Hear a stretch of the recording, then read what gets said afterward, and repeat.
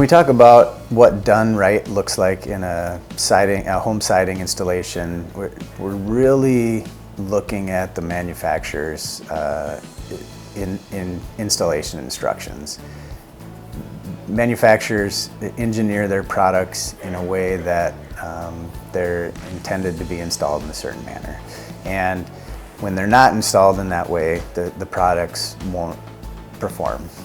James Hardie is no different. They have a very specific set of installation guidelines that we train on, that our guys are trained on, so that we know what James Hardie requires, what they're looking for in an install, so that they can match up that 30-year warranty, non-prorated warranty that they have.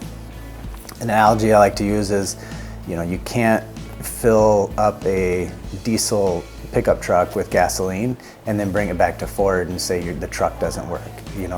James Hardie siding is no different. You can't install it improperly and then expect James Hardie to back up that warranty. That's why it's so important to make sure that you're looking at a James Hardie certified elite contractor that has installations in your area and is familiar with the product changes, with installation changes, and close to James Hardie as a partnership.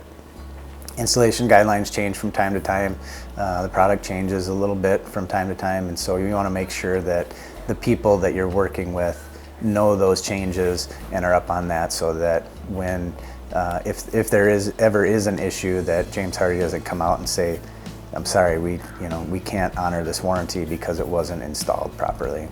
We want to make sure that everybody gets the proper installation, that James Hardie's backing up their product because it was installed properly, and that really gets to what a project, when we're talking about having it done right, it boils down to the manufacturer's installation instructions.